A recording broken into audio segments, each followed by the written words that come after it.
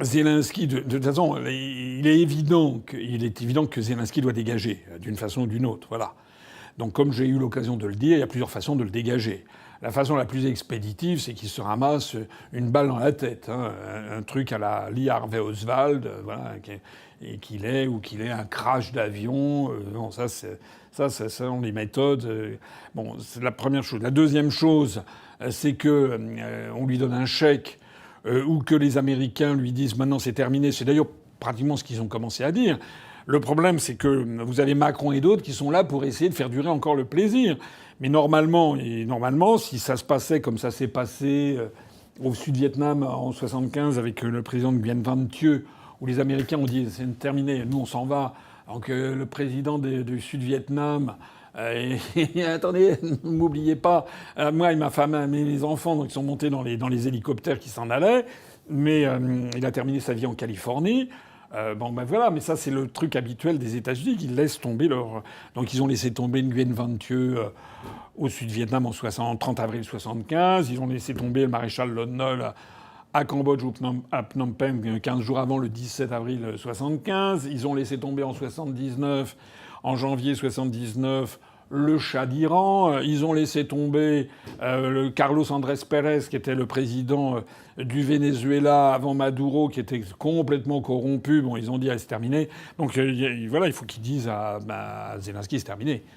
Je pense que c'est ce que dit Trump. Mais il est vrai que Trump n'a pas les coudées aussi franches que les précédents que j'évoque, puisque Trump lui-même combat l'État profond américain. C'est ça la grande nouveauté aux États-Unis. Il ne faut pas se tromper. Il y a vraiment deux centres de pouvoir. Il y en a un qui c'est l'État profond. L'État profond, c'est le Parti démocrate, c'est les lobbies divers et variés, le lobby woke, le lobby LGBT, les grands fonds de pension, le complexe militaro-industriel, enfin, etc., etc. Il y a beaucoup de monde contre Trump. Trump, son atout essentiel, c'est le peuple américain. Et puis sa personnalité. Donc Trump, il n'a pas les coudées peut-être aussi franches que les avait Nixon avait conseillé par Kissinger. Quand pour eux, c'était ils se débarrassaient. Voilà. Donc il faut effectivement se dégager Zelensky. J'avais évoqué dans ma vidéo il y a quelques jours, et c'est d'ailleurs ce qui a commencé à se passer. J'étais assez content de voir que mes intuitions étaient bonnes. C'est que la meilleure façon de se dégager, c'est de dire de jouer les Saint-Jean bouche d'or et de dire écoutez, monsieur Zelensky, il faut que vous prouviez que l'Ukraine est un pays démocratique et donc il faut organiser des élections. Alors vous avez peut-être vu cette scène extraordinaire où il y a Trump qui se moque ouvertement de Zelensky en disant mais alors finalement vous êtes en train de nous expliquer que quand il y a une guerre il peut pas y avoir d'élection, quoi. Voilà, c'est ça. Donc il paraît que là aussi ça aurait été mis dans la Constitution et on va bientôt nous sortir un article de la Constitution qui prévoit que le président de la République de l'Ukraine s'appelle monsieur Zelensky jusqu'à la fin des temps. Enfin, tout ça, c'est des blagues. On comprend, en tout cas, la Russie, parce que la Russie, elle, enfin, ce sont des professionnels. Lavrov, c'est un professionnel, c'est sans doute le meilleur ministre des Affaires étrangères actuel dans le monde entier. Ça fait quasiment un quart de siècle qu'il est à ses fonctions. Donc, la diplomatie russe a fait savoir que ils vont pas faire confiance à Zelensky. À quelqu'un qui a piétiné les accords de Minsk. Enfin, je veux dire, il faut être raisonnable. De la même façon que vous avez Macron qui explique qu'il faut donner des garanties de sécurité à l'Ukraine et ci et ça.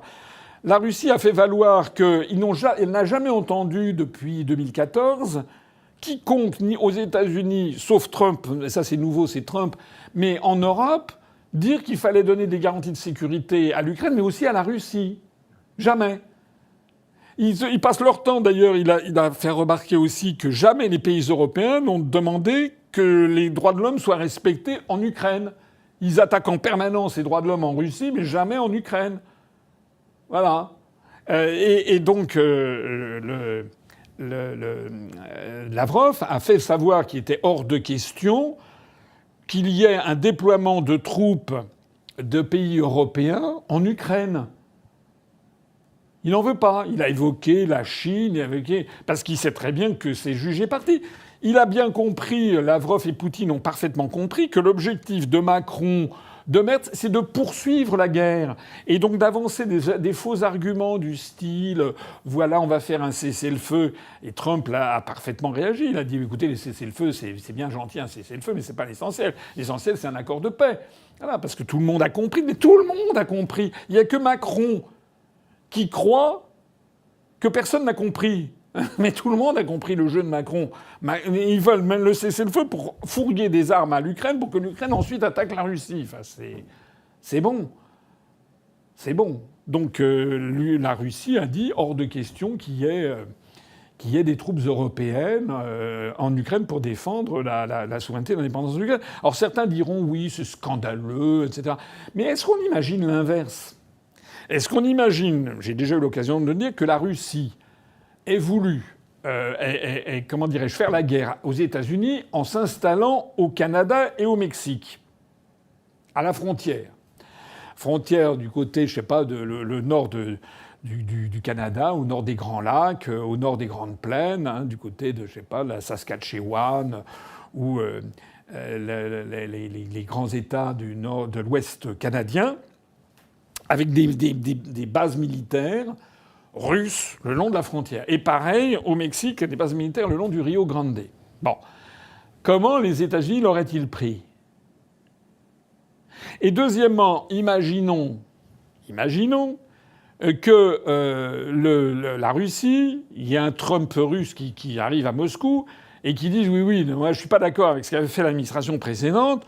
Moi, je vais retirer mes bases militaires au Canada et au Mexique. Et à ce moment-là, qu'on apprenne que le Mexique et le Canada, pour assurer leur sécurité régionale, ont recours aux forces armées de Corée du Nord, de Biélorussie et de l'Iran pour suppléer la carence des troupes russes. Ben, les États-Unis seraient toujours aussi furax. Hein. Voilà. Ben, c'est pareil. Si pour retirer les forces américaines et qu'on met à la place des forces qui sont animées par des gens qui veulent la guerre contre la Russie, ils n'ont aucune raison de leur faire confiance. On est exactement dans cette situation.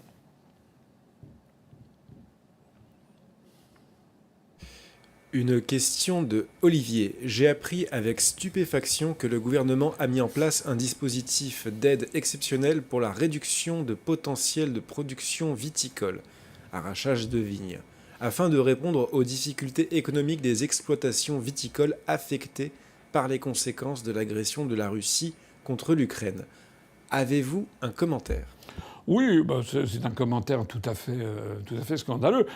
On est de toute façon dirigé par des gens qui ont une politique malthusienne en tous les domaines. Malthusien, alors pour ceux qui ne savent pas très bien ce que ça veut dire, dans le langage courant, c'est à partir de la doctrine de Malthus, économiste au XVIIIe siècle, c'est l'idée qu'il faut toujours moins. Voilà. C'est l'idée qu'il y a trop de personnes, donc il faut lutter contre l'augmentation de la population.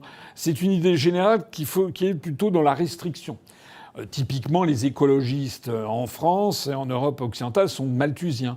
C'est-à-dire que dans tous les domaines, il faut couper, il faut qu'il y ait faut manger moins de viande, il faut se laver moins. Vous avez vu ces délires où il fallait pas laver son jean plus d'une fois tous les 6 mois. Enfin, des trucs complètement délirants, en fait. Ça fait partie. Il y a une tradition aussi en France assez solide de jansénisme, comme ça, ou malthusien. Donc l'idée, c'est qu'on va faire toujours moins. On le voit en matière démographique. Il n'y a aucune relance de la démographie, alors que ça, c'est un événement extrêmement important. Vous avez vu qu'au niveau européen, désormais, les décès l'emportent sur les naissances. L'Union européenne est devenue un continent qui s'engouffre à toute allure vers la mort. Et au lieu de prendre des mesures de redressement, comme devrait faire tout chef d'État digne de ce nom, c'est-à-dire quelqu'un qui voit à loin, on accompagne ça de quoi ? On accompagne ça d'une constitutionnalisation de l'IVG, comme si l'IVG était menacée. On accompagne ça d'une loi pour favoriser l'euthanasie, le suicide assisté, etc., etc. Enfin, il n'y a aucune relance de la famille. Donc c'est un suicide, en fait. Voilà, c'est ce malthusianisme. Alors, on le trouve en matière économique, en effet, où c'est toujours moins. toujours moins d'hectares de ci, moins d'hectares de ça, etc., etc. On réduit le nombre d'exploitations agricoles. En France, il y en avait 2 600 000 en 1962. On a dû tomber à 300 000. Enfin, c'est une hécatombe effarante. Et donc la politique de la Commission européenne, notamment en ouvrant nos marchés sur les productions bovines dans le cadre de l'accord avec le Mercosur qui ne saurait tarder. On va tuer la filière bovine et puis la filière viticole. Alors la filière viticole, elle a été tuée par... Enfin, elle n'est pas tuée, elle est quand même encore... On est encore un grand producteur de vin. Enfin, le jour où la France sera plus un grand producteur de vin, ben, ça sera vraiment la fin des haricots. D'ailleurs, vous avez vu à ce propos qu'en matière de céréales, la France était le premier exportateur mondial de céréales encore en l'an 2000. Et maintenant, nous sommes devenus importateurs nets. C'est un effondrement de la production. Excusez-moi, c'est de la farine. C'est pas les céréales, c'est de la farine. C'est incroyable. Ça fait penser à cette blague qui courait chez les dissidents soviétiques dans les années 1970 du XXe siècle, qui disait que si le communisme arrivait à s'implanter en Arabie saoudite, 6 mois après, il serait obligé d'importer du sable. Voilà, c'était une blague soviétique. Ben c'est ça. Nous, depuis qu'on est sous l'empire de la construction européenne qui devait nous apporter monts et merveilles, en fait, on en est... La France, qui était le premier exportateur mondial de farine, est devenue un importateur net. La France, qui était le numéro 1 mondial en matière d'agroalimentaire, maintenant a une balance agroalimentaire négative. La France, qui avait des années et des années d'avance sur le parc électronucléaire, a saboté son parc électronucléaire. Ne tire pas. Enfin, c'est incroyable. On est en train de saboter notre industrie automobile, avec notamment les réglementations délirantes venues de Bruxelles sur l'interdiction du moteur thermique à horizon de 2030. Enfin, tout est comme ça. Et alors malheureusement, effectivement, ça tombe aussi maintenant sur les viticulteurs. On va faire de l'arrachage. Hein, c'est comme peut-être pendant la crise du phylloxéra au XIXe siècle. Enfin, la crise du phylloxéra, c'était dû à un vrai problème. C'est une maladie qui avait envahi les villes. On avait trouvé un plan américain qui résistait au phylloxéra. Il y a eu énormément d'arrachage. Maintenant, on arrache des vignes parce qu'il y a des quotas, parce qu'il y a du surplus, parce que ci, parce que ça, parce qu'on ne défend plus notre marché intérieur. Donc, par exemple, si vous remontez 50 ans en arrière en France, on ne trouvait que du vin français. Peut-être ici ou là un petit vin espagnol, un petit Chianti italien, et puis peut-être un vin du Rhin allemand, mais c'était tout. Maintenant, vous allez dans n'importe quelle grande surface en France, d'année en année, vous avez de plus en plus de vins chiliens, argentins, australiens, néo-zélandais, etc., même thaïlandais ou chinois, ça existe aussi. Voilà, et sans compter le vin bulgare, hongrois et tout. Alors, certes, c'est la mondialisation, mais tout ceci, évidemment, se fait au détriment de la part de marché des vins français qui avaient quand même, et qui ont quand même encore un peu la réputation d'être parmi les meilleurs au monde.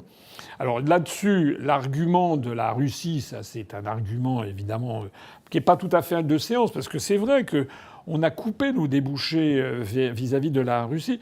Moi, je me rappelle, on avait été le seul mouvement politique à nous rendre en Russie en 2015, à l'occasion du 9 mai 2015, pour célébrer le 70e anniversaire de la victoire sur le nazisme.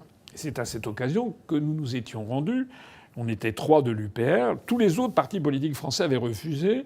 Nous, on n'était pas allés à Moscou. On avait été invités par la Douma de Sébastopol. On avait participé au défilé. Enfin, on avait dans les tribunes. On n'avait pas défilé. On avait des tribunes.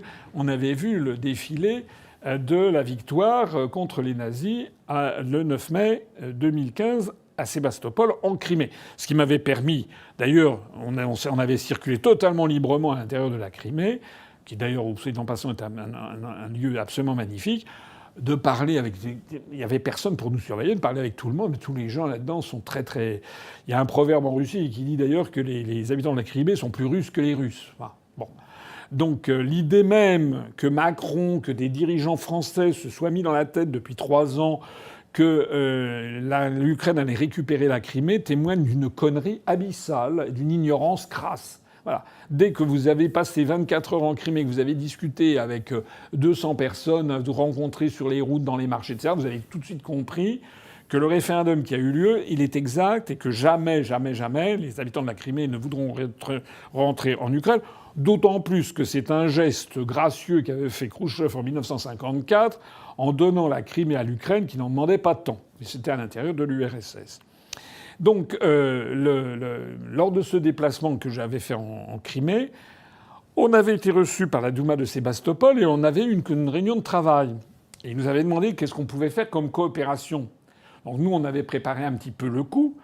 Et en particulier, il y avait une forte demande de la part des habitants, enfin des autorités locales de Crimée, de développer une coopération dans le viticole. Parce que le sud de la Crimée, la côte est magnifique, on dirait la côte d'Azur en 1910. C'est-à-dire c'est à peu près aussi beau que la côte d'Azur, avec des montagnes qui tombent dans une mer couleur un peu méditerranéenne, la mer Noire. On y était au mois de mai, en plus il faisait très beau et chaud. Mais sauf que c'est beaucoup moins construit que la Côte d'Azur. Donc on retrouve un petit peu ce qu'a dû être la Côte d'Azur du temps de Isadora Duncan ou des stars qui étaient sur la promenade des Anglais. Et donc c'est un endroit où ils cultivent des vignobles et ils font du champagne de Crimée. C'est ce qu'ils appelaient du champagne de Crimée. C'est-à-dire un vin mousseux, un vin pétillant.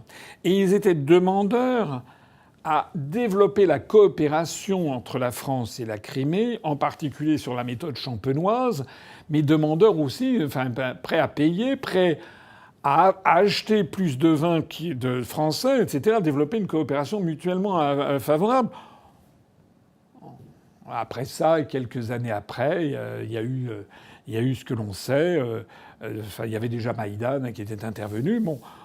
Voilà, donc si vous voulez, il n'y a plus aucune coopération franco-russe en matière de vin. Et donc les importations, il y en a encore un petit peu parce que ça passe par l'Estonie ou par je ne sais pas quoi. Donc on trouve encore certains produits de luxe français à Moscou, à Saint-Pétersbourg, dans quelques grandes villes, qui passent de façon un peu en contrebande ou des choses comme ça. Enfin, en gros, on a saboté le marché russe. Voilà. Alors moi, ce que je pourrais dire à cet internaute, c'est que nous sommes dirigés par des gens, par Macron, et par des ministres qui sont des paltoquets. On est dirigés par des gens qui se fichent et de l'intérêt national et de l'intérêt des Français. Voilà. Moi, je peux vous dire que si on était au pouvoir, ça se passerait autrement. Si moi je défendrais pas Zelensky ou les Ukrainiens, je me laisserais pas embobiner par des trucs sur le thème, voilà, les pauvres Ukrainiens. Non, non, non, non. Moi, lorsque les Français ils votent, ils élisent un président de la République, ils élisent pas un président de la République d'Ukraine, ils élisent le président de la République française. Et si le président de la République française ne consacre pas 30 heures par jour, si j'ose dire, de son temps à défendre les intérêts des Français dans tous les domaines, mais il ne sert à rien, en fait. Il devrait être déposé.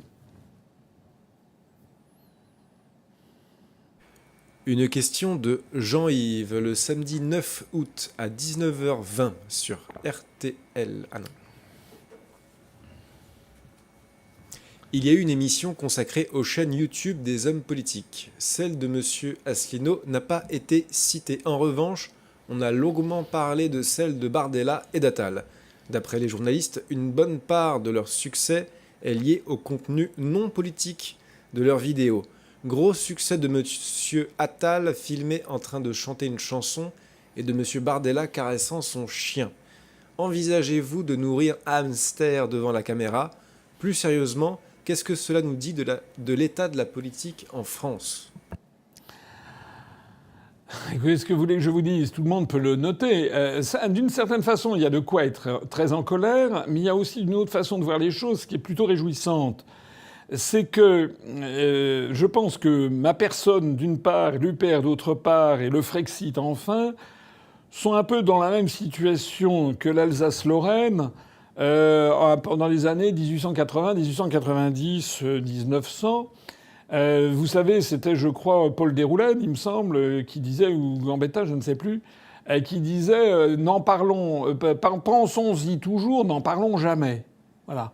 C'est-à-dire que c'est une omerta complète sur Asselineau et Lupin, ça n'existe pas.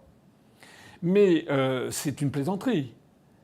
Puisque vous êtes là, vous avez la possibilité de regarder. Est-ce que vous pouvez me dire combien d'abonnés M. Attal a à sa chaîne YouTube.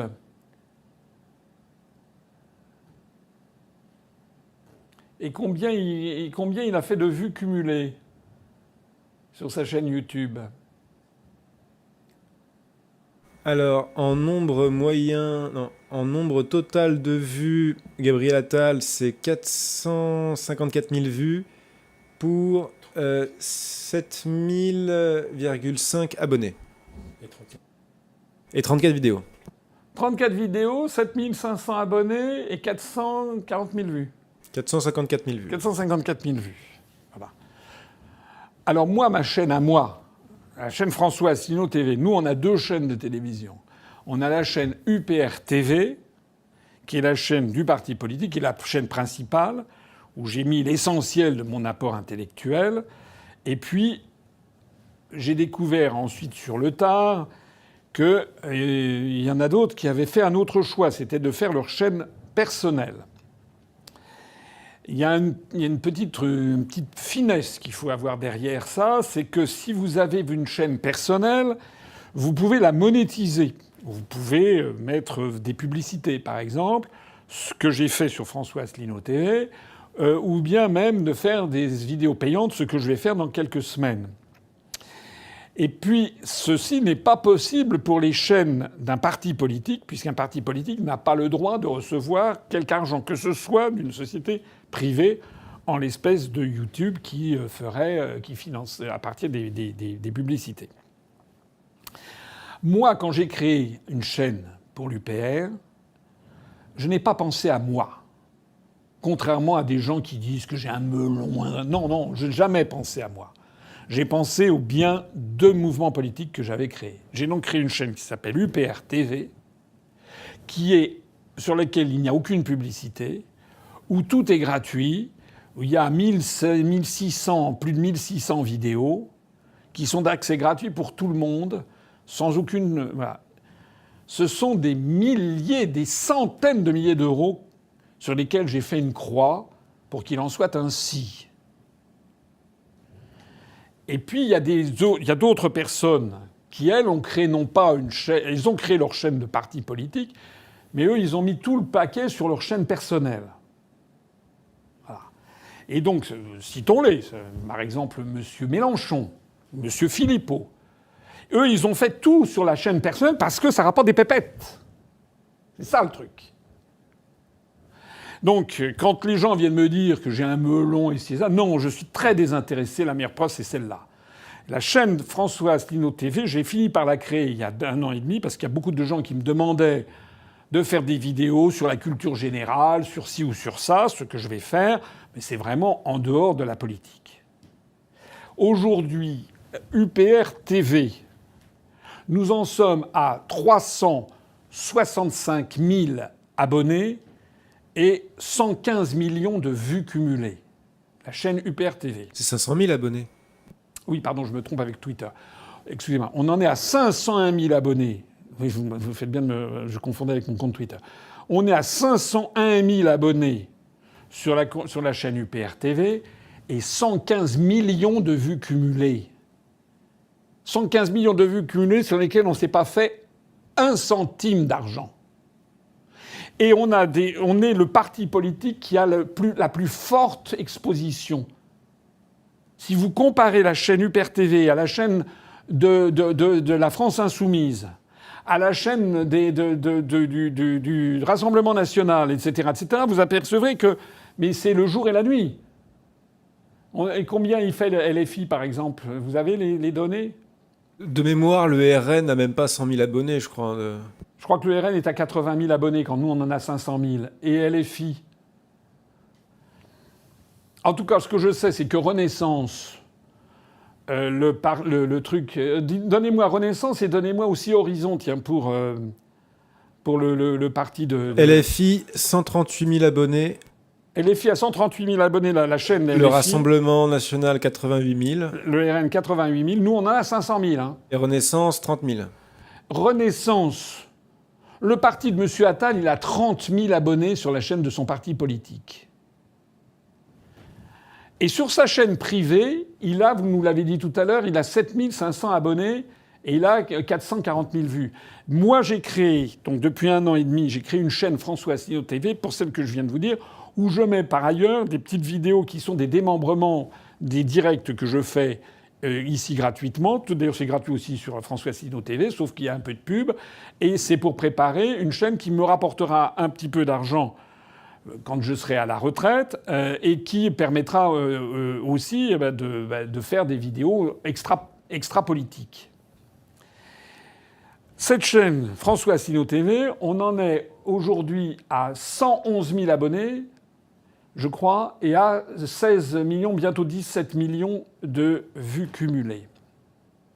Donc si vous comparez, que ce soit la chaîne de parti politique, UPR TV, contre la chaîne de Renaissance, ou que ce soit la chaîne personnelle, François Asselineau TV, contre la chaîne de Gabriel Attal, mais c'est le jour et la nuit. On est dans un rapport de 1 à 100. Et pourtant, c'est sur quoi vous me dites ça ? RTL. Et pourtant, RTL indique à ses auditeurs qu'il y a un type qui fait vraiment un tabac, c'est Gabriel Attal. Alors Bardella, je crois que Bardella, il fait un peu plus, il doit avoir 100 et quelques mille abonnés sur sa chaîne. Mais parce que lui aussi... Alors Bardella, il a 184 000 abonnés. 184 000 abonnés sur sa chaîne payante, hein, bien sûr, pour lui rapporter des pépettes. Mais en revanche, le RN, la chaîne du RN est très inférieure. Bon. Alors ça, c'est le premier point. Le deuxième point, c'est que, effectivement, comme le dit cet internaute, à vrai dire, pour tout vous dire, je ne vais jamais regarder ce que dit M. Bardella sur sa chaîne ou ce que dit M. Attal. Mais il me semble avoir vu que sur la chaîne de Bardella ou d'Attal, ce sont souvent des vidéos qui font quelques minutes. Hein, c'est du style voyage joyeux Noël, ça dure 1 minute 22. J'ai vu ça, je crois, il me semble avoir vu ça il y a quelque temps sur Bardella. Il avait fait 120 000 vues là-dessus. Bon, ben oui, c'est comme faire des selfies, ça n'apporte rien. Voilà. C'est-à-dire qu'en plus de ça, ces gens n'apportent rien. La valeur ajoutée de leurs vidéos, c'est zéro. Alors effectivement, vous m'avez dit, il y a M. Bardella qui donne à manger à sa chienne, c'est ça ? Oui. Alors, c'est Bardella avec son chien et Attal qui chante. Et Attal qui chante, bon ben voilà. Là, si vous êtes là en nombre de plus en plus nombreux, c'est pas pour rien. C'est pas pour rien. C'est parce que voilà, il y a du contenu. Voilà. Nous, on est à l'UPR, il y a du contenu, il y a des choses qui sont quand même que vous ne trouvez pas ailleurs. Et non seulement il y a du contenu, mais il y a également du sérieux. Voilà. On ne fait pas... Parce qu'on pourrait aussi, vous savez, moi je connais un type comme ça, c'est énorme, gigantesque, dingue, énorme, etc., puis qui dit n'importe quoi sur tous les sujets. Je me rappelle par exemple, l'autre jour, c'était au sujet de la Nouvelle-Calédonie. J'ai pris une position qui était assez nuancée. Il y a des gens qui ont été surpris. Parce qu'il y a un tel responsable politique qui a dit « Oui, ça y est, Macron a tout bradé, etc. » C'est facile de dire ça. Ça, c'est du populisme vraiment bas de gamme. C'est de gueuler sur tous les sujets, en gueulant. Mais non, moi, j'ai pas gueulé sur l'affaire, parce que je connais bien la Nouvelle-Calédonie, c'est un sujet que je connais bien. Et rappelez-vous ce que j'ai dit. Bon, elle dit que c'est un sujet très compliqué et que je n'étais pas sûr, en définitive, que c'était quelque chose de si mauvais que ça, parce que je connais très bien l'histoire de la Calédonie, j'y ai passé plusieurs mois, j'ai été envoyé en mission, je connais bien l'environnement régional, l'environnement dans le Pacifique Sud, la problématique de la renaissance des cultures maoris, des cultures en Polynésie, en Mélanésie, en Micronésie, contre le monde occidental qui est apparu dans les années 70. Je connais bien le mouvement du Pacific Way. Je connais les relations qu'il y a entre l'Australie, la Nouvelle-Zélande et les micro-États. Et j'avais dit que, même si ça paraissait un peu branlant, cette l'histoire d'un État de Nouvelle-Calédonie dans le cadre de la République, ça paraît très... Mais, comme je crois l'avoir dit, il faut bien comprendre que nos compatriotes kanaks, dans le monde du Pacifique Sud, ils ont la peau noire, mais ils sont un peu asiatiques.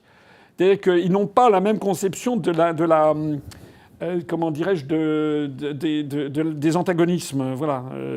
C'est pas noir ou blanc. Hein. Les choses sont mélangées, sont plus compliquées. On peut avoir un mélange des contraires. Voilà. La compénétration des contraires, c'est le cercle du Taïji qu'on trouve sur le drapeau de la Corée. Tout ça, c'est le monde de l'Asie qu'on retrouve un petit peu en Mélanésie. Et donc l'idée d'avoir un État calédonien dans le cadre de la République, évidemment pour nous ça paraît complètement bizarroïde, mais ça ne l'est beaucoup moins. Et on a par exemple, j'avais pris je crois cet exemple des îles Cook, c'est un peu l'équivalent de la Polynésie française mais en plus petit, avec l'île principale s'appelle Rarotonga. Et donc c'est un État en association avec la Nouvelle-Zélande. Donc c'est un État, mais il n'est pas à l'ONU. Mais il est à l'Organisation mondiale de la santé. Et puis les affaires étrangères et la défense sont organisées par Wellington, la capitale de la Nouvelle, par les Néo-Zélandais. C'est un monde un petit peu comme ça de compromis. C'est d'ailleurs un petit peu déjà ce qui existe en fait avec la Polynésie française, puisque l'autonomie du territoire français de Polynésie est absolument considérable. Et d'ailleurs, il y a les deux drapeaux. Si vous allez à Tahiti, il y a le drapeau français, il y a le drapeau de la Polynésie française. Comme d'ailleurs, il y a de plus en plus la même chose en Calédonie, avec le drapeau de la République française et le drapeau de la Kanaki. Donc j'avais dit que c'était quand même, c'était pas, contrairement à ce que j'avais entendu, il y avait je ne sais plus quel excité qui avait dit ça y est, c'est bradé, c'est ci et ça, énorme, scandaleux. Non. Non. Il y a des choses suffisamment scandaleuses avec Macron pour qu'on n'en rajoute pas. Et là, j'avais dit, non, il faut attendre et voir, parce qu'à mon avis, on essaie de trouver quelque chose qui satisfasse un petit peu tout le monde, parce que quand même, il y avait le maintien de la présence française, il y avait l'élargissement du corps électoral à des quantités de gens qui sont installés en Calédonie qui n'avaient pas le droit de vote, qui notamment sont des métropolitains, il y avait la maîtrise de la monnaie, etc., etc. Bien.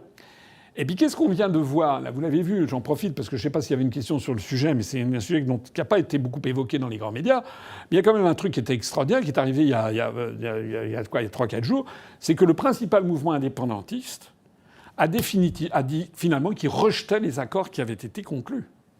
Le mouvement indépendantiste. Ce qui veut bien dire que j'avais raison dans mon analyse et que la solution qui avait été proposée n'était pas si enthousiasmante que ça pour les indépendantistes, parce que eux, s'ils voulaient un pays totalement indépendant, mais ils l'avaient pas en fait. Et ils se sont rendus compte qu'en fait, ça ne changeait pas finalement énormément de choses par rapport à l'existant. Mais le problème qu'ils ont, les indépendantistes, c'est qu'ils sont très minoritaires, puisque j'ai déjà eu l'occasion de l'expliquer. En gros, il y a donc 40% de blancs, 40% de Kanaks, et puis 20% de Wallisiens, Futuniens, Vietnamiens, Indonésiens, voilà. Et sur les 40% de blancs, vous en avez 90% de ces 40% qui sont loyalistes. Sur les Wallisiens, Futuniens, Indonésiens, Vietnamiens, vous en avez 80% qui sont loyalistes. Et sur les Kanaks, sur les 40% de Kanaks, c'est des grandes masses, vous en avez à peu près 80% qui sont indépendantistes. Pas 100%. 80-85%. Et au total, ça fait une légère majorité de loyalistes. Voilà. Et à chaque référendum, c'est la même chose. Voilà. Donc le problème, c'est un problème de démocratie, tout simplement. C'est tout simplement ça. Voilà. Donc pourquoi je vous disais ça d'ailleurs au passage, j'ai fait ce dégagement sur la Nouvelle-Calédonie, ça m'a permis d'en parler parce que c'est un vrai sujet. C'est qu'il faut... Oui, c'était au sujet du contenu. Moi, j'essaye de faire des vidéos où vous ne trouverez pas les mêmes analyses et où c'est très facile de faire une vidéo de 3 minutes pour pousser une gueulante ou pour souhaiter joyeuse fête de Pâques. Bon, ça sert à quoi? Voilà. Bardella, c'est des vidéos d'1 minute 50. Pour le petit chien, par exemple. Ben voilà. Ben enfin, au bout du compte, quand même, je m'adresse ici quand même au bon sens de mes compatriotes. Vous avez besoin de qui à la tête de la France? Vous avez besoin de quelqu'un qui a 28 ans et qui fait des vidéos d'1 minute 50 où il donne à manger à son clébard? Ou vous avez besoin de quelqu'un qui a une expérience professionnelle et qui a, ça fait, je sais pas, 40 ans d'expérience professionnelle en connaissant à peu près la diplomatie mondiale vous avez besoin de quoi, en fait? Les Français, il faut qu'ils se posent cette question. Et il faut surtout qu'ils comprennent que si RTL ne parle pas de moi, mais parle de Bardella ou de Attal, c'est parce qu'évidemment les forces qu'il y a derrière ont très peur de moi. Elles ont très peur que les Français se ressaisissent et envoient à l'Élysée quelqu'un qui changerait l'histoire de France. Voilà, c'est aussi simple que ça. Donc on fait mousser des gens qui sont des incompétents, des incapables. On l'a vu avec Macron, on le voit avec les autres. Alors RTL ne parle pas de vous, mais on a trouvé un article du Figaro qui parle de vous. Voici une question de un architecte. Avez-vous lu l'article du Figaro rédigé par Simon Persicot ? Il y est question du retour inépuisable de certains candidats à l'approche de la présidentielle.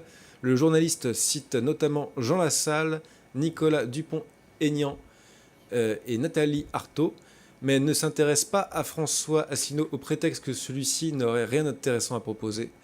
Ne pensez-vous pas qu'il faudrait dénoncer ce parti pris stupide en écrivant à monfigaro-animation@lefigaro.fr ?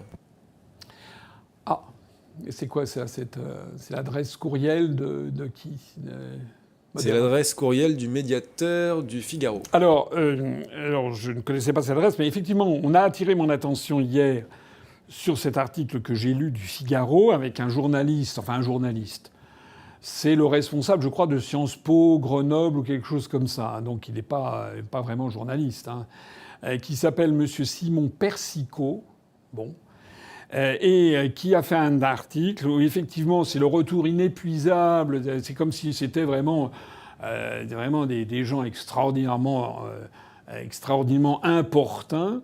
Et donc il mélange dedans Monsieur Jean Lassalle, Madame Nathalie Arthaud, Monsieur Dupont-Aignan et moi.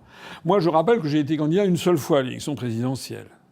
Et d'ailleurs dans des conditions où on m'avait caché jusqu'au dernier moment, et quand j'ai été reçu, on m'a présenté comme un complotiste, conspirationniste, d'extrême droite, enfin, etc. C'est comme si j'étais un mélange de, je sais pas quoi, moi, de Marc Dutroux, de Émile Fourniret, enfin, d'Adolf Hitler. Enfin, c'était un truc incroyable. Bon. Mais j'ai vu que dans cet article, effectivement, ils disent oui, enfin c'est quand même pas la même chose parce que M. Jean Lassalle, il a fait quand même 3,5% alors que M. Asselineau n'a fait que 0,9%. Oui, dans quelles conditions? Et puis effectivement, j'ai vu qu'il me reproche, comme à d'autres d'ailleurs, comme à Jean Lassalle, je crois, de n'avoir rien à dire. Alors, en fait, ça m'a fait un peu rigoler, pour tout vous avouer, parce que d'abord, je suis allé regarder quel était le pédigré de ce monsieur Simon Persicot. Et j'ai vu que c'était quelqu'un qui avait fait Sciences Po Paris et qui avait fait un doctorat sur les questions européennes. Alors évidemment, on imagine que c'est quelqu'un qui est un grand européiste. Et donc on imagine en effet qu'il faut surtout qu'il conseille aux lecteurs du Figaro de ne surtout pas s'intéresser à moi, bien entendu. Mais enfin, ça m'a quand même fait rigoler parce que j'avais tout entendu depuis que j'ai créé l'UPR. Je croyais avoir tout entendu. J'avais été traîné dans la boue dans tous les domaines. Je croyais avoir à peu près tout vu. Ben non. Il fallait qu'il y ait un nouveau truc. Paraît-il que ce que je dis est sans intérêt et sans contenu. Alors j'avoue que c'est quand même... C'est ça. Hein. Je crois que le verbatim exact, c'était une candidature sans impact. Je crois, ou... Non. Il y a marqué sans impact, mais à un autre moment, il dit il me met avec les autres en disant qu'il n'y a pas de contenu dans cet article. Voilà, qu'il y a un contenu, ça n'intéresse pas. Voilà. Alors effectivement, moi je trouve que c'est une bonne idée qu'a eu cet internaute. Écrivez, vous avez mis, il faut mettre l'adresse là qu'elle a mis, il faut le mettre sur l'écran. Vous écrivez, tous autant que vous êtes, gentiment, en disant que vous avez quand même été assez surpris que l'on me traîne dans la boue. J'ai vu d'ailleurs que, si j'ai bien compris, dans cet article, il avait interrogé Nicolas Dupont-Aignan. Moi, j'ai eu aucun appel téléphonique du Figaro pour me dire est-ce que vous voulez réagir. Là, rien du tout.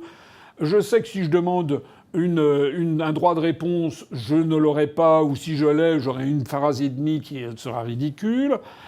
Donc voilà, le mieux, c'est le parti d'en rire, en définitive. Et pas plus que d'en rire, c'est qu'en fait, ça prouve, ça va, d'ailleurs, vous avez raison de mettre les deux questions en même temps, ça va dans le sens de ce qu'il y avait auparavant, ça prouve qu'en fait, ils ont les jetons. L'essentiel avec Asselineau, c'est de le cacher. C'est que surtout, personne ne soit au courant, le moins de gens possible. On n'en parle jamais. Mais pensons-y toujours, n'en parlons jamais, parce que de temps en temps, ils sont quand même obligés de le dire. Non, mais ça n'a aucun intérêt. Voilà, en fait, c'est comme la lettre volée, vous savez, c'est ou la chambre jaune, le mystère de la chambre jaune. C'est le truc, voilà. Mais où est-ce que c'est passé? Alors que c'est ce que les Anglais appellent l'éléphant dans le couloir. Qu'est-ce que vous avez, hein? Alors le texte c'est François Asselineau, candidat pro-Frexit, a d'ores et déjà fait part de sa volonté de se présenter dans 2 ans. Mais pour quel impact? Finalement, ces candidats peinent à apporter de la substance au débat public, répond Simon Persicot. Voilà. Je peine à donner de la substance au débat public. Bah évidemment, je signale à M. Persicot que depuis 18 ans et demi que j'ai créé l'UPR, je n'ai jamais eu droit à une interview dans le Figaro. J'ai eu droit à passer une fois, j'avais été invité pendant la présidentielle par M. Yves Tréhard sur le Figaro Vox, voilà.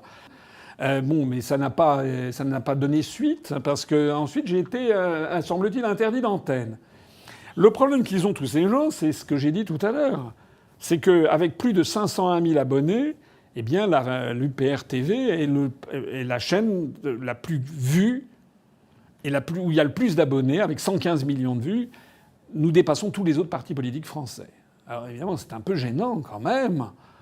Quand même, ça devient un peu gênant de dire que voilà, qu'on n'existe pas. En fait, ils sont en train de se déconsidérer complètement. J'ajoute d'ailleurs, j'avais fait un calcul. Peut-être, Marc, vous pourrez me rafraîchir, mais nous, on a 115 millions de vues sur 1600 et quelques vidéos. Ça fait une moyenne, je crois, de quelque chose comme 70 ou 80 000 vues par vidéo. Et puis des vidéos qui ont beaucoup de contenu, qui sont des vidéos longues. Parce que les autres partis politiques, c'est souvent soit des vidéos très courtes du style Joyeux Noël, soit des trucs du style ils sont passés sur France 2, etc. C'est une reprise.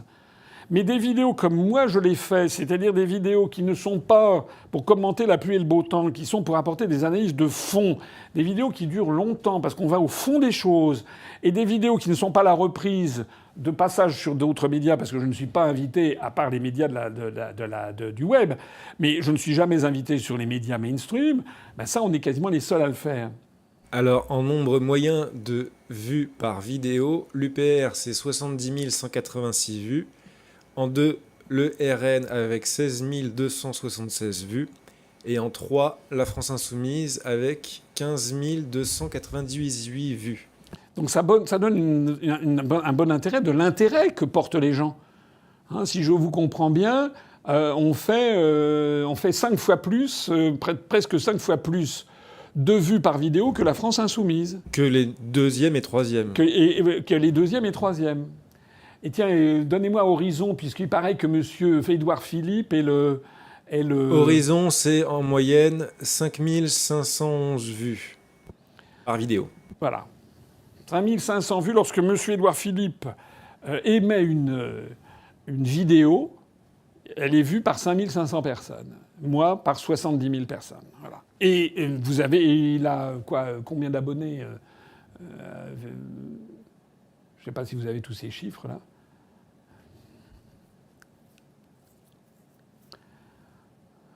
« 5300. Et 5300 abonnés, voilà. Monsieur Édouard Philippe, dont on nous dit que les journaux, les instituts de sondage disent que c'est l'homme politique préféré des Français. Vous vous rendez compte ? La France est un pays où l'homme politique préféré des Français a une chaîne de télévision, Horizon TV, qui a 5300 abonnés et dont chaque vidéo fait un nombre de vues d'environ 5000 personnes. Et celui qui n'existe pas, celui qui n'apporte rien au débat, à en croire Le Figaro ou à en croire RTL, c'est moi, qui ai 501 000 abonnés sur la chaîne UPR TV, plus 111 000 sur la chaîne Perso, ce qui fait quand même, au total, ça fait 612 000 personnes, et qui, par ailleurs, fait 70 000 vues en moyenne par vidéo. Voilà. Donc ça, c'est la France. D'ailleurs, nous ne sommes absolument plus dans une démocratie. D'ailleurs, puisqu'on a parlé de ça, on va faire une vidéo sur cette question, je pense, et on va la diffuser largement. Voilà. Parce que ça veut dire quoi ? Ça veut dire qu'en France, le débat... On parlera de ça lors de l'université d'automne, on parlera de la liberté d'expression. C'est-à-dire qu'en fait, on n'a plus de journaux dignes de ce nom. C'est une honte absolue. Enfin, le Figaro, je veux dire, s'il y a des responsables du Figaro qui m'entendent ici et qui voient, là, on va encore faire, je ne sais pas combien, 100 000 personnes qui vont écouter ça, il faut quand même que les Français autour d'eux disent « Mais c'est incroyable !» C'est absolument hallucinant. C'est pire que la dictature stalinienne. Nous sommes, d'une façon très suave, on est totalement invisibilisés. Et tiens, je terminerai là-dessus, ça me fait penser à quelque chose. Ce monsieur Persicot, je m'adresse à lui. Monsieur Simon Persicot, vous avez fait Sciences Po, vous êtes un intellectuel, vous écrivez, vous êtes journaliste, donc vous aimez forcément la charte de Munich, n'est-ce pas ? La charte de Munich, le devoir d'un journaliste, c'est de rendre compte de la réalité, quels que soient les avantages et les inconvénients que ça puisse représenter. Eh bien, monsieur Persicot, je vous invite à venir à notre université d'automne pour la première table ronde sur la liberté d'expression. C'est le samedi 27 septembre. Voilà, je vais demander à François-Xavier de vous envoyer une invitation en bonne et due forme. Et puis venez. Voilà, vous serez, il y aura autour de vous, il y aura M. Idriss Aberkane, Mme Amélie Ismaili, vous aurez également M. John Logland et puis M. Pierre-Alexandre Bouclet de Radio Courtoisie. Puis vous serez là pour représenter le Figaro. Et puis vous expliquerez devant les centaines de personnes qui seront présentes, vous leur expliquerez eh bien, que ce que je dis n'a aucun intérêt et que je ne participe pas au débat public faute d'intérêt. Voilà. Vraiment, j'insiste, on vous fera bon accueil. Hein. Voilà, vous aurez un laissez-passer. Voilà. Mais ce serait vraiment très intéressant. On est en démocratie, n'est-ce pas ?